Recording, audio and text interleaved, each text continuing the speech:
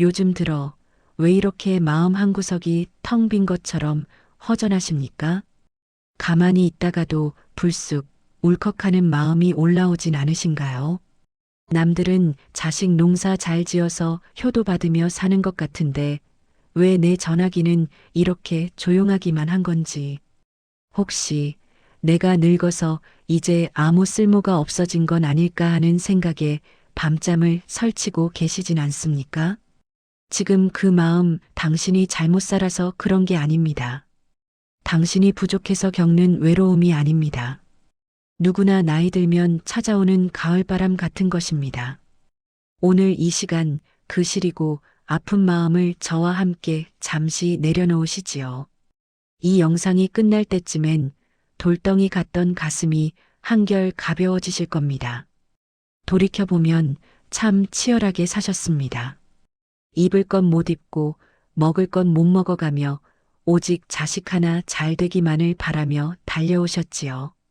내 청춘 다 바쳐서 키워놓으면 나중에 늙어서 오순도순 웃으며 살 줄 알았습니다. 그런데 막상 아이들이 다 떠나고 나니 어떻습니까? 빈방에 덩그러니 남은 건 여기저기 쑤시는 내 몸뚱이와 정막뿐입니다. 자식이 미운 건 아닙니다. 제 살 길 찾아 바쁘게 사는 거 보면 기특하기도 하지요. 하지만 명절에나 잠깐 왔다 가는 그 뒷모습을 볼 때면, 그리고 다시 텅 빈 거실에 혼자 앉아 식은 밥을 물에 말아 먹을 때면 목구멍에서 뜨거운 것이 올라옵니다. 나는 무엇을 위해 그토록 아등바등 살았나? 나는 저 아이들에게 짐만 되는 존재인가? 돈이 있으면 돈 때문에 자식과 얼굴 붉히고, 돈이 없으면 돈이 없어 자식 눈치를 봅니다. 아파서 병원비라도 많이 나오면 자식들에게 패 끼칠까봐 아프다는 말도 삼키게 됩니다. 어르신, 지금 느끼는 그 서운함과 외로움, 그건 욕심이 아닙니다. 평생을 헌신한 사람이라면 누구나 느낄 수밖에 없는 인간적인, 너무나 인간적인 슬픔입니다. 부처님께서는 이런 우리의 마음을 미리 아시고 딱 한 가지 말씀을 남기셨습니다. 복잡한 경전 이야기는 다 필요 없습니다. 딱 이 한마디만 기억하십시오.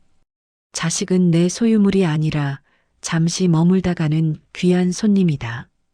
우리는 자식을 내 것이라고 생각하기 때문에 괴롭습니다. 내 몸을 빌려 태어났고 내 피와 땀으로 키웠으니 나와 하나라고 착각합니다. 그래서 내 뜻대로 되지 않으면 화가 나고 나를 찾아주지 않으면 배신감을 느낍니다.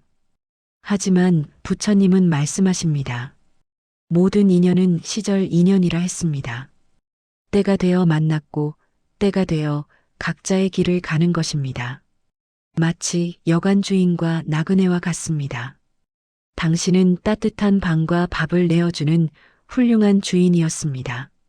손님인 자식은 그 덕분에 잘 쉬고 힘을 얻어 자기 길을 떠난 것입니다.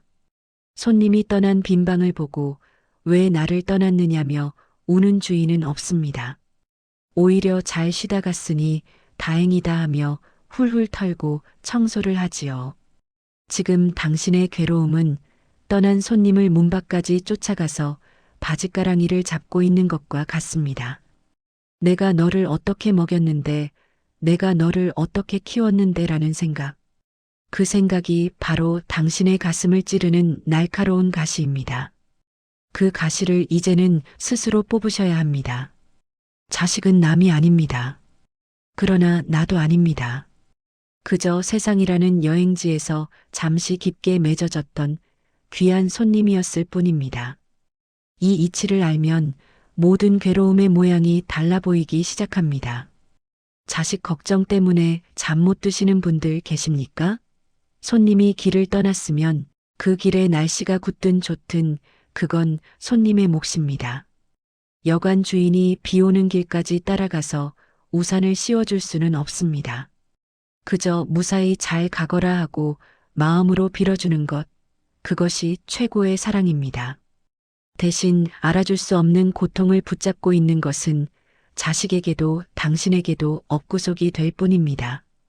자식이 무심해서 서운하십니까? 손님이 떠나서 연락이 없는 건 그만큼 밖에서 잘 지내고 있다는 뜻입니다.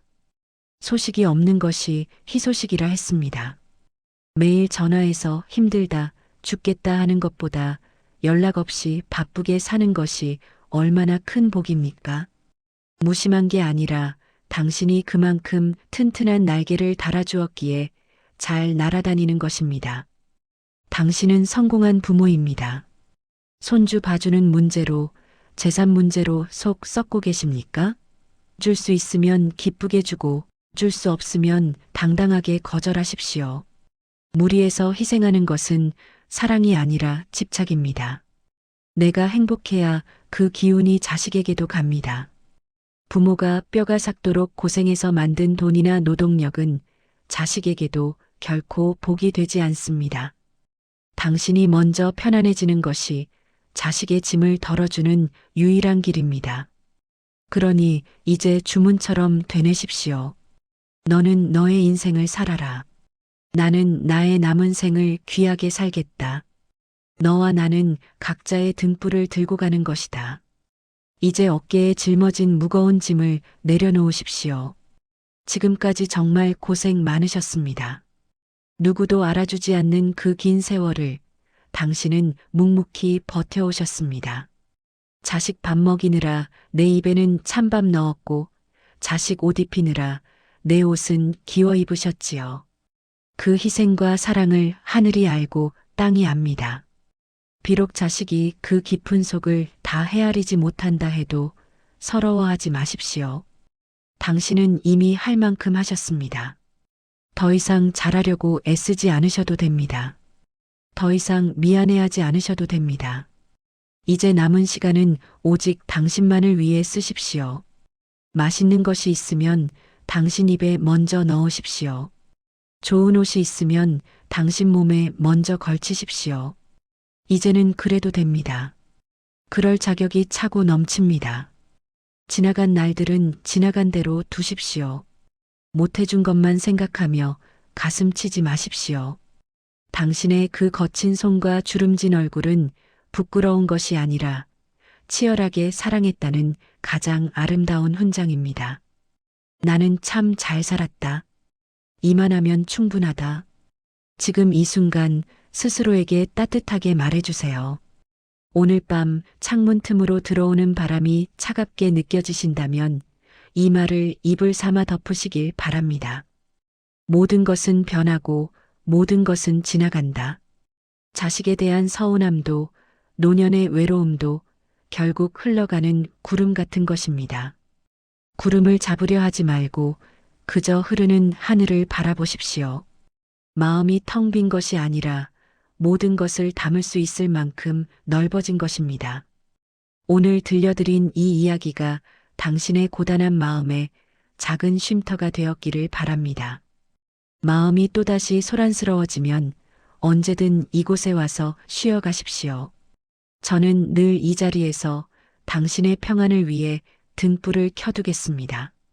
오늘 밤은 부디 걱정 없이 깊은 잠 주무십시오. 당신은 참 귀한 사람입니다. 성불하십시오.